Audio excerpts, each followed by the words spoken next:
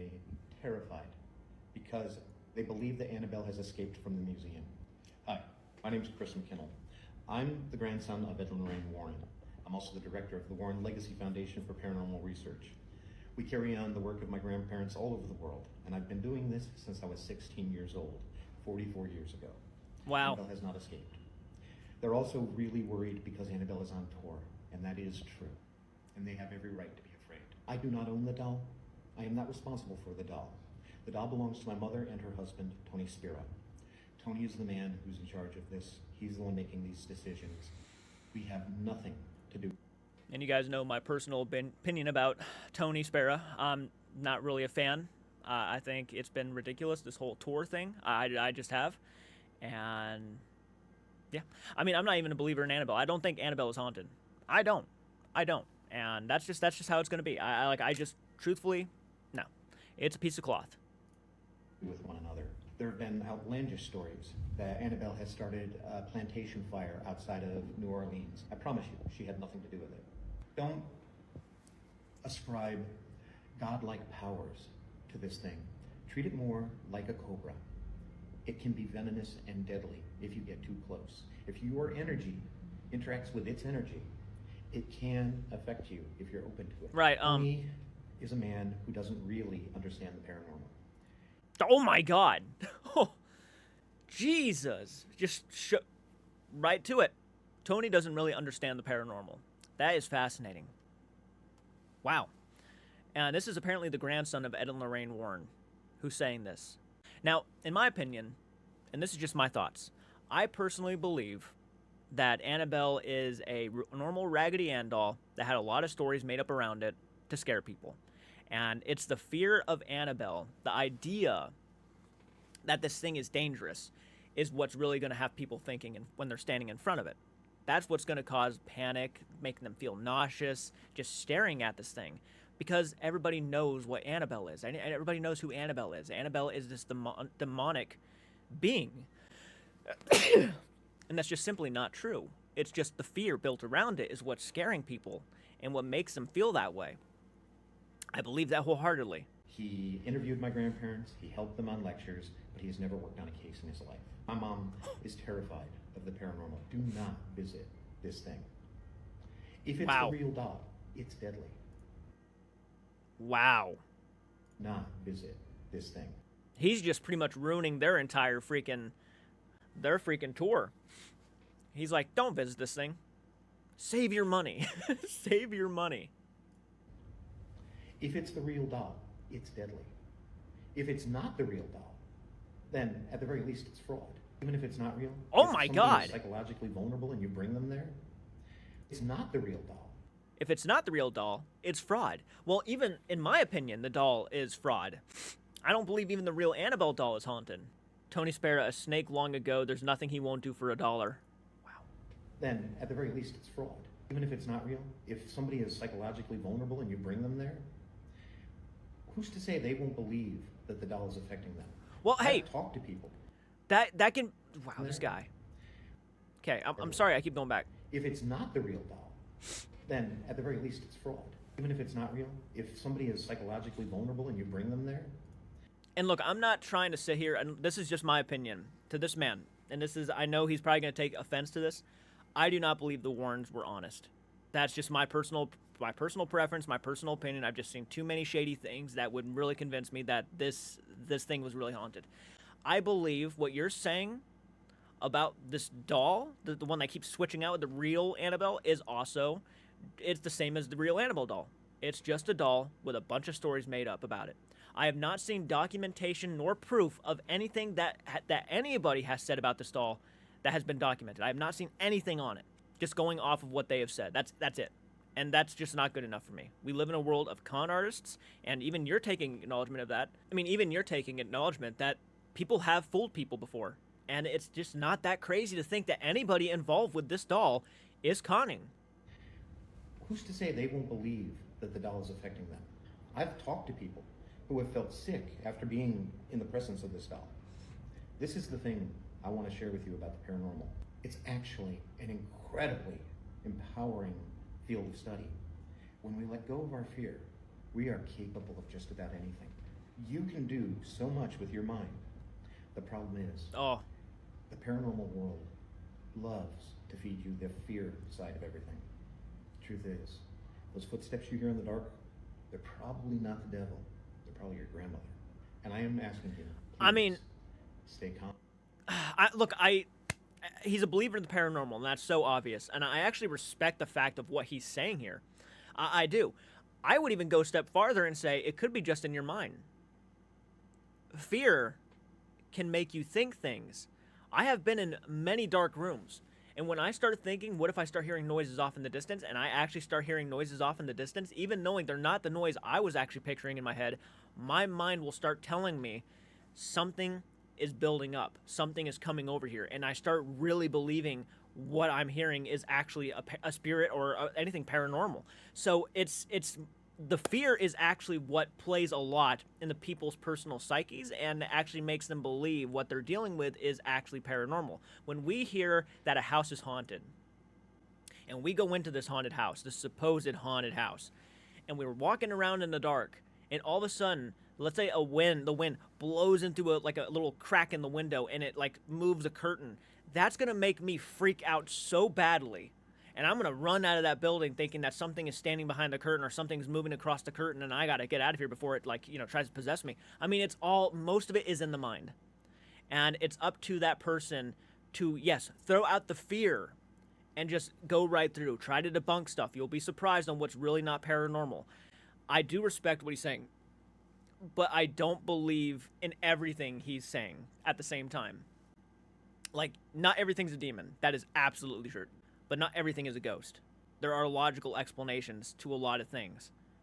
I will say, him saying this pretty much just outright exposed that tour. I mean, he just basically said Tony Spera doesn't really know what the fuck he's doing. He doesn't know anything about the paranormal. He just kind of goes along with it, and he's all for the marketing of it. He goes for the product. That's what he does. He likes to make money off of it, which is unfortunately what a lot of people like to do in this field, is make money off of it. They don't really care about the science. They don't really care about trying to figure out the real paranormal. They're just all about making that buck. In which it's not like I'm sitting here fucking mad, but at the same time, and the reason why I'm not mad is because we live in a world where money is, you have to make money to survive. I'm not like dissing anybody, but you're taking advantage of people. You're taking advantage of people's beliefs. People believe that this Annabelle doll is really haunted from the stories that they have heard.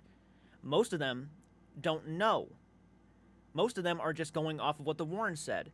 And a lot of people didn't even know who the Warrens were until the Conjuring movies came out. And then when they saw how lovely these characters were, now they just 100% believe that these were the people that you see in real life. And I can tell you from the stories I have done research on and the evidence I have seen, they're not those people. Okay, they're not saints. They're not these perfect couple who have saved lives. They're just not. They're just not. And I'm not meaning this as an offense to their grandson. You know, obviously I actually respect what he's saying, but I truthfully believe full-heartedly that a lot of the stuff in that museum were just things that they picked up and said are haunted. If it looks spooky, that works.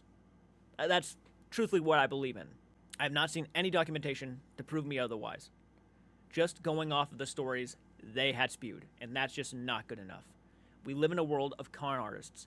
There is more proof that con artists exist and liars exist through this field than there is actual spirits that exist. I hate to say. Like actual factual proof. Hardcore evidence that would suggest that. And there's no arguing with it. Do not allow these crazy stories to unnerve you. And even knowing, I think he had a different intent behind this video. Really what he is saying is most of these stories that you hear are BS. It's in your mind.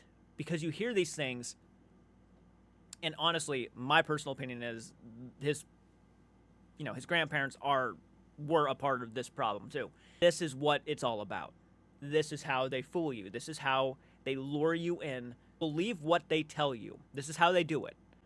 Because your mind is like mine. You're open to the idea. And they love that. They love to take advantage of that. And they will tell you the craziest stories to get you excited, to get you wanting the merchandise, to get you wanting the pictures, to get you wanting all of this stuff. The reality is Annabelle is nothing more than your common, everyday Raggedy Ann doll with a big story made up right behind it. I could take any doll in my room and do the same exact thing. And after years and years and years of build up, I'm sure some people would be fascinated and freaking out over this thing. I guarantee you I could do the same thing with my clown right there, Jasper, and people would start freaking out. And don't get me wrong, Annabelle is famous for other reasons. It doesn't have to be just haunted. It's just one of those things. I mean, you can even look at it like this. This is just a fucking doll that everybody believed was haunted for so long. Now it's kind of famous for it, right? I mean, it's still a famous doll. It's just you're not going in there to see a demonic being. You're going in there to see a Raggedy Ann sitting behind glass. Next, I want to go ahead and hear what some of these people are saying about the doll and their experiences with it. So we're going to go ahead and dive into what Zach Bagans has to say about this. This is going to be, I already guarantee you, interesting. Okay, what people are saying. The NESPR wrote in a statement posted to Facebook on Monday, "It's with deep sadness that Tony, Wade, and I share the sudden passing of our friend Dan Rivera. We are heartbroken and still processing the loss. Dan truly believed in sharing his experiences and educating people on the paranormal. His kindness and passion touched everyone he knew. Thank you for the support, kind thoughts during this difficult time." Pretty respectful, pretty good, classy way to announce that. Now, let's go to Zach Bagans from Ghost Adventures and what he has to do when a situation like this happens, right? My thoughts and prayers go out to Rivera's family and friends, and that's respectful. I can only speak to my experiences with Annabelle. This is where the problem happens. They don't make it about Dan. They make it immediately about the Raggedy Ann doll. Make it about Raggedy Ann.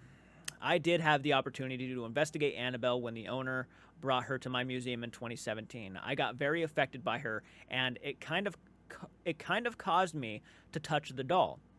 I remember that too. I remember Tony bringing it in, and he immediately grabbed Annabelle, threw her into the case like, no big deal, and then walked out. Like it was almost like immediate. Like he just put her in a case, then shut the thing and walked right out. The owner didn't like that too much. It was a demonic infestation and severely affected me, and I was literally in the hospital the next day. It was a 2-month-long attachment. 2-month-long attachment. It was a demonic infestation. What is your idea of a demonic infestation, Zach? I truthfully, everything has an effect on you anymore. Like anything. One of the worst experiences of my life. Yeah. I'm going to read that again. The owner didn't like that too much. It was a demonic infestation and severely affected me, and I was literally in the hospital the next day. It was a 2-month-long attachment and one of the worst experiences of my life. Immediately makes it about him and Annabelle. The doll's not fucking haunted. Seriously. The doll's not haunted. In my personal opinion, Jason Hawes had the right mindset here. Because there are too many news outlets, there are too many things making it all about Annabelle.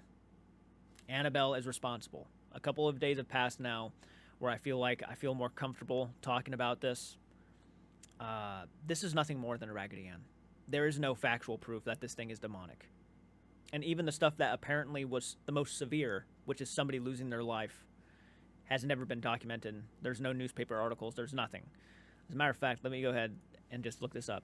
Documentation on Annabelle's victims. All right. Donna and Angie, the doll's original owners, 2 student nurses, reportedly experienced strange occurrences, including the doll moving on its own, leaving notes, and initially believed the doll was inhabited by a benevolent spirit. But the doll's behavior escalated to include violent acts. And I think one of the acts that someone said was that Annabelle was in someone's nightmare and it was choking them. Yes. So, a nightmare. And I can believe a nightmare. Trust me. That actually does sound like a reasonable nightmare. If the doll already freaks you out and makes you uncomfortable, and let's say that just builds up in your mind, and then you have a nightmare about it, it makes perfect sense. Okay. Lou, a friend of Donna and Angie, Lou reportedly a terrifying attack, waking up the doll seemingly staring at him. He felt like he was being strangled and subsequently upper body. I'm pretty sure that was the dream, though. Like, the nightmare he had was like Annabelle was on top of him, strangling him, and he woke up with scratches on his body, supposedly. A priest, according to Ed and Lorraine Warren, a priest who was dismissive of the doll's power, was involved in a near-fatal car accident shortly after, and he claimed to have seen Annabelle in his rearview mirror before the accident, according to Ed and Lorraine Warren. So we have to take their word for it that this really happened. No priest came up and said this. No, nothing. It was just, the priest doesn't even have a name. The priest didn't even have a name. It's just, according to Ed and Lorraine Warren, a priest who was dismissive of the doll's power was involved in a near-fatal car crash. No proof of this. There's no actual witness reports or anything like that. It was just Ed and Lorraine Warren said so. A visitor of the cult museum, another individual who reportedly mocked the Annabelle doll while at the museum, was later involved in a fatal motorcycle accident, according to the Warrens. According to the Warrens. But there is no newspaper article, there's no documentation, and if I'm not mistaken, there was a YouTuber who actually did a deep dive into this and actually proved that there was never any documentation of an actual motorcycle accident and someone losing their life. It is important to emphasize that these accounts are primarily based on the stories recounted by Ed and Lorraine Warren, the paranormal investigators who housed the doll while Annabelle doll remained a popular subject of paranormal discussion and inspiration for horror films. It's essentially to consider the lack of independent corroboration for many of the alleged... Wow, that's pretty cool that Google actually says that.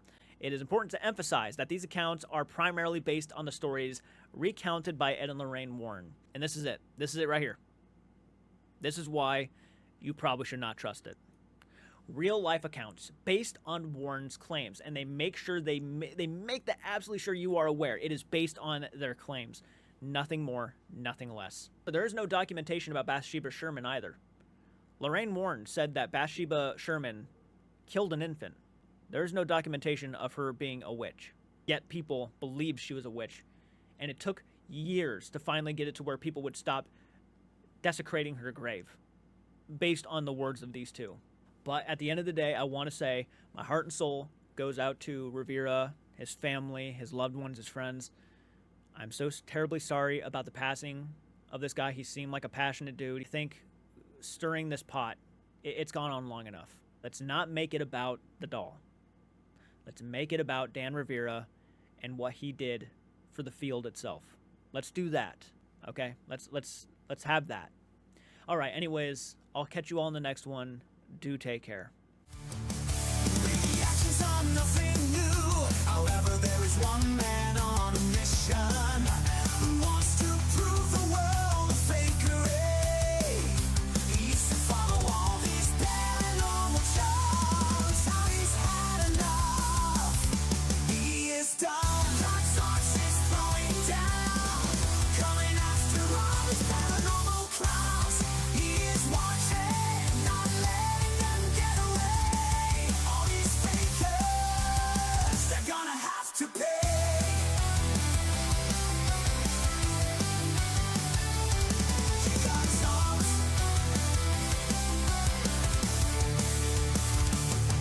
Chicken Talks is throwing down.